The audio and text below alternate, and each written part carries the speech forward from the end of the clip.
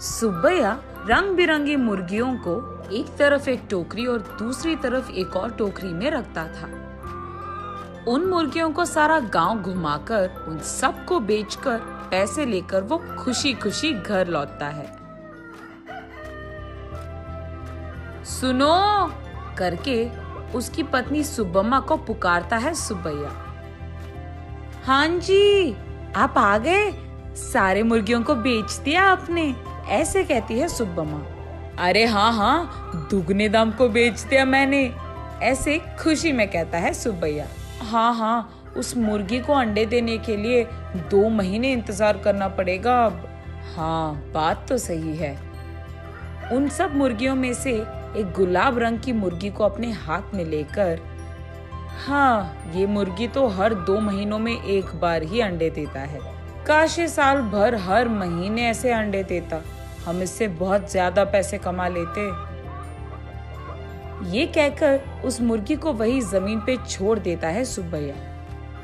चलो छोड़ो जी, इसी मुर्गे के वजह से तो हम कुछ तो भी कमा पा रहे हैं, अब उसी से काम चलाना होगा। अब चलो, खाने का वक्त हो गया, खाने आ जाइए आप। उस रात के 12 बजने के बाद सुब्बैया धीरे से नींद में जागकर अपनी आंखें खोलता है। उसके बगल में मौजूद सुब्बम्मा गहरी नींद में थी। इसी को मौका मानकर सुब्बैया धीरे से एक चाकू को लेकर बाहर जाता है। बाहर टोकरी के नीचे मौजूद उस गुलाब रंग की मुर्गी को वो बाहर निकालता है और उस मुर्गी से सुब्बैया ऐसे बात करता है। हर महीना अगर तू अंडा देगी तो तेरा कुछ जाएगा क्या? या फिर तुझे इस बात की घमंड है कि तू एक ही है जो रंग बिरंगे अंडे देती है? आज मैं तेरा घमंड उतार दूंगा। तो क्या कि तुम हर महीना अंडे नहीं देती हो, सारे अंडे तो तुम्हारे ही पेट में है ना। उन सारे अंडों को एक ही साथ बाहर निकालकर मैं उन सबको एक ही बार में बहुत ज्यादा पैसे के लिए बेच दूंगा, देख लेना। ऐसे कहकर जोर से हंसकर उसके चाकू से उस गुलाब रंग की मुर्गी को मार देता है सुब्बैया। लेकिन उसके पेट में देखने पर उसे एक भी अंडा नजर नहीं आता है। हाय भगवान, ऐसे सोचते ही रहता है कि इतने देर में सुब्बम्मा नींद से जाग उठती है। वहाँ आकर उसके पति के किए को देख, अरे भगवान, ये तूने क्या कर दिया? मैंने सोचा कि सबकी तरह तुम मूर्ख नहीं हो, पर तू तो वही निकला। अरे रे, इतनी अच्छी पैसे देने वाली मुर्गी को तूने जान से मार दिया। अरे रे, सोने की बतख की कहानी कभी सुनी नहीं है क्या तुमने? हाय भगवान, ये मेरे पति ने क्या कर दिया? तुझे लालची बनने की क्या जरूरत थी? ऐसे वो रोती रहती है कि इतने में ए सुनो, क्या कर रही है तू? सुब्बम्मा उठो, क्या हो गया तुझे? सोते हुए इतनी जोर से चिल्ला रही है, पागल हो गई है क्या? नींद से जागकर सुब्बम्मा परेशान होकर अपने पति की ओर देखती है। उसे कुछ नहीं समझ आता है। वो तुरंत बाहर जाकर टोकरी के नीचे बैठे उस मुर्गी को भी देखती है। वो मुर्गी तो हमेशा की तरह सही सलामत थी। ये देख सुब्बम्मा अंदर आकर, ओह, ये सब सपना था, मैंने तो सच सोच लिया था इससे, ऐसे कहती है सुब्बैया से। क्या सपना, क्या सच की बात कर रही है? आधी रात को मुझे उठा दिया तूने अच्छी नींद से। चल जाओ, सो जाओ अभी, कहता है सुब्बैया। अरे जाइए ना आप भी, मुझे तो बुरा सपना आया कि आपने उस मुर्गी को जान से मार दिया, क्योंकि आप लालची बनकर उसके पेट में मौजूद अंडों को निकालना चाहते हैं। मैं कितनी घबरा गई पता है आपको? मुझे क्या पता था कि वो सपना है, मैंने तो आपको बहुत डांट लिया, ऐसे कहती है।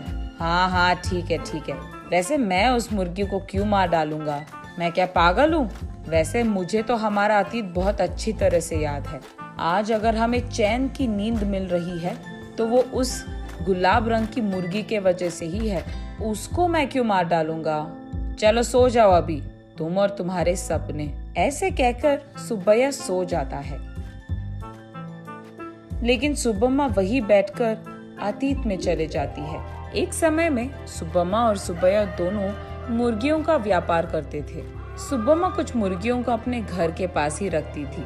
उनको खाना देना, उनके अंडों को इकट्ठा करना और उन अंडों को अगल बगल वालों में बेच देना, बड़े हुए मुर्गियों को बिकाव के लिए रख देना और उन मुर्गियों को सुब्बैया का इधर उधर जाकर बेच देना, यही होता था। लेकिन मुर्गियां हर रोज नहीं बिकती थी।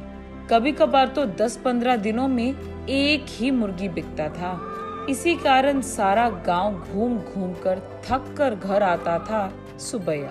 कभी कभार तो उन मुर्गियों को दाना डालने के लिए भी सुब्बैया और सुब्बम्मा के पास पैसे नहीं थे। तब एक दिन सारा दिन घूमकर थके हारे सुब्बैया उसके घर लौटता है। घर आकर वो बरामदे में बैठता है और उसके बगल में सुब्बम्मा खड़ी रहती है। क्या आज भी एक भी मुर्गी नहीं बिकी? वो ऐसे पूछ ही रही थी कि वहाँ एक साधु आता है। माता, खाने के लिए कुछ दे दो, ऐसे पूछता है। थका हुआ सुब्बैया, ए साधु, हमारे पास ही खाने के लिए कुछ नहीं है, अब तुम्हें क्या दे? अगर चाहिए तुम्हें तो हमारे पास बहुत सारे मुर्गियां हैं, एक लेकर जाओ, ऐसे कहता है। तब साधु छोटा सा हंसी एक देकर, मुर्गी का मैं क्या करूँगा बेटा, मैं मांस नहीं खाता हूँ, मेरे पास ही एक मुर्गी है, इसको तुम ही पालो, ये लो।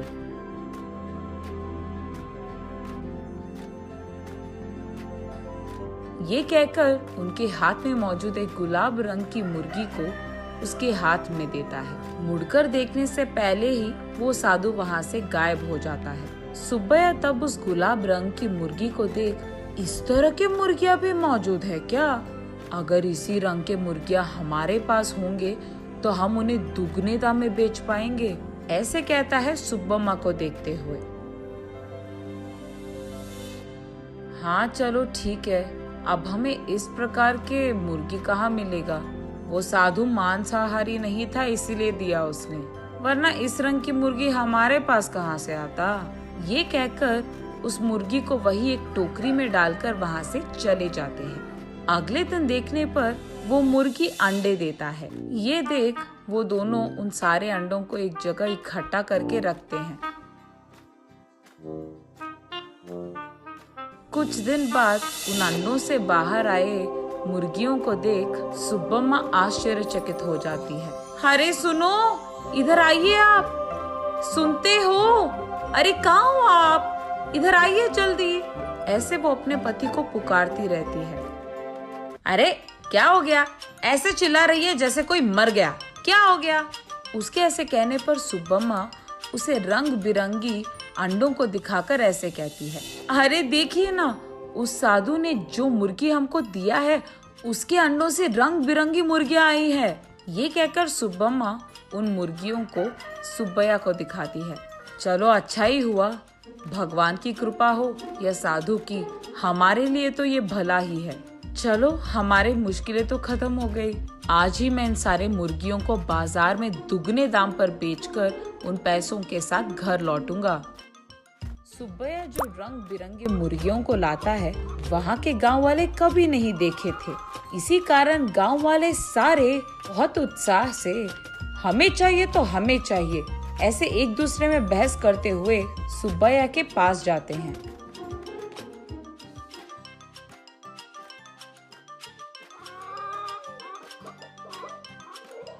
ऐसे वो मुर्गी 1 महीने में सारे दिन अंडे देकर, फिर 2 महीने बिना अंडों के, फिर उसके बाद 1 और महीना सारे दिन अंडे देते हुए रहती थी। अब उन्हीं महीनों में सुब्बैया भी अंडों को जमा करके उन्हें बाजार में बेचता था। ऐसे ही कुछ ही दिनों में पति पत्नी दोनों कमाए हुए पैसों के कारण चैन की नींद सोने लगते हैं। सुब्बम्मा वापस होश में आकर, ओह अब याद आया, सुबह मैं सोच रही थी कि ये मुर्गी साल भर अंडे क्यों नहीं देती है, शायद उसी कारण ऐसा बुरा सपना आया मुझे। ये सोचकर वापस गहरी नींद में सो जाती है सुब्बम्मा।